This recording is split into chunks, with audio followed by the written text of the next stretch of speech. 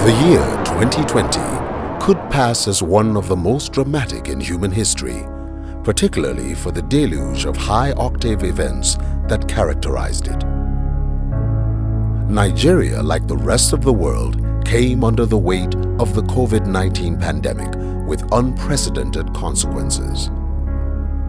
Interestingly, just as major traces of COVID-19 were fading, the End SARS protest sparked up with a violent coloration, leaving in its wake looting, death, loss of business hours, and wanton destruction of properties, both public and private. Subject, risk us! Carry what you think, carry brother! What End SARS movement looked one state might be another to another state. So it was really an opportunity for people to come out and voice their complaints. For example, in Niger, the End SARS was not against SARS as a police unit, but it gave them the opportunity to come out and complain about bad roads, about power failures, and what have you. It is perhaps much more interesting to note that a threat to embark on a national industrial action by the organized labor in Nigeria, anchored on a hike in electricity tariffs and pump price of petroleum products, remained unresolved.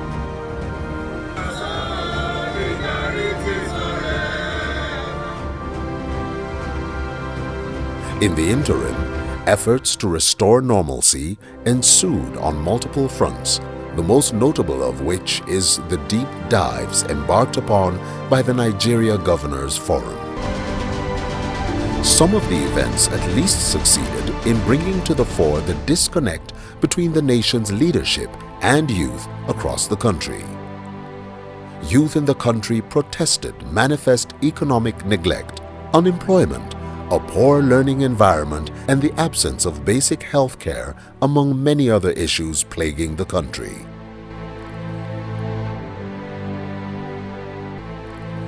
Part of what actually brought about the End SARS protest includes the feeling of lack of inclusion of youth in governance and managing the affairs of the country where they largely populated, and of course the issues of police brutality, and of course there are issues about unemployment.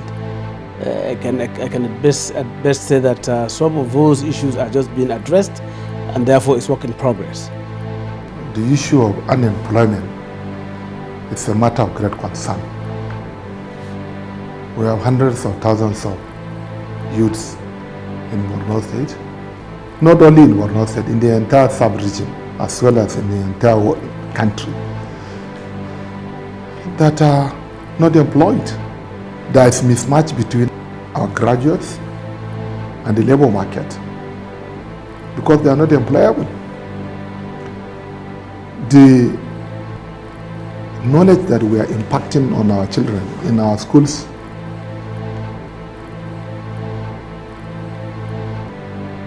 is not enough to say that they will be on their own. So the kind of education that we are impacting on our children has to be looked into. We have to shift away from the elitist curriculum that we are working on it now. The issues of technical and vocational education is very important because you can see 100,000, 200,000 students, children are going into the university. At the end of their graduation, 95% of them cannot be employed because they haven't learned any skills. This is something very important. The issue of technical and vocational education, the issue of entrepreneurship development is key, is sine qua non to our own development. It is instructive to note that the End SARS protest elicited a prompt response from the leadership. In my state, I went out to meet them and I told them what I'm saying to you here, that look, what you're doing, I'm 100% in support of. But you've made your point. The president have heard you. We as governors, we went to the president to tell him that, look, sir, time to talk to your children. and not a fellow Nigerian speech, father to children speech. I've heard you. You've made your point. Now it's time for you to return home. The 5-point demand by the NSAS protesters had been acceded to with efforts in place to meet the demands, yet the deficit of trust continues to undermine the pronouncements and the efforts of state governments. When the NSAS started, I engaged the youth. I met with them and I spoke to them. And out of my personal relationship with them, they understood and withdrew from the protest. We knew that if we did not challenge the political status quo and get more participation and more involvement, particularly by younger people and women, in the political process, it was just a time bomb waiting to happen. The burden of rebuilding confidence seems to hang heavily on the shoulders of the Nigerian Governors Forum, NGF, which as a body is increasingly proving to be a very dependable arbiter. It is still to the credit of the NGF that considerable amounts of palliatives and healthcare packages were gotten from several international donor agencies, CACOVID, and the federal government. The various relief materials, both from CACOVID, from NEMA, from our own SEMA, and other donations came. Usually we go on, is what we do periodically. And every other local government, out of 21 local governments, only one, which is Lokoja local government, decided, because we allow them to choose their pattern of distribution. Some will choose to be delivering home by home. Some will choose to call on various wards or communities to come for their own palliatives. But in Lokoja, when the NSAS, protest, started and it was hijacked, the Lokoja, their pace of distribution was very slow.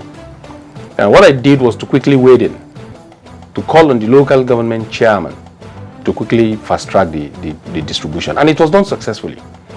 When people are talking about government holding palliative, the evidence was not in Jos. What the palliative that was looted in Jos was only brought a week. That was brought a week before it was looted.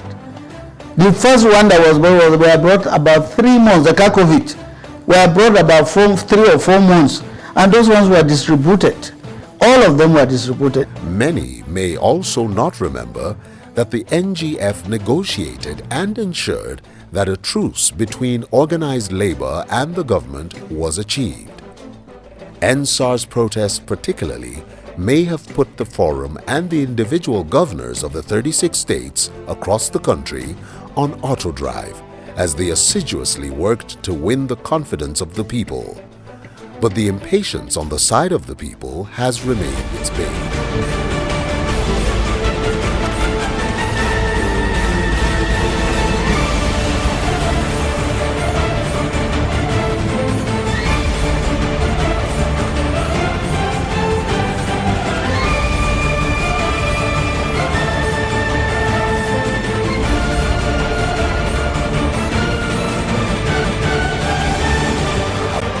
We all know that youth restiveness is surmountable if the conscious effort of the NGF to mitigate it is adequately explained, holistically sustained, and faithfully implemented. Only then can we begin to witness genuine progress in our beloved country, Nigeria.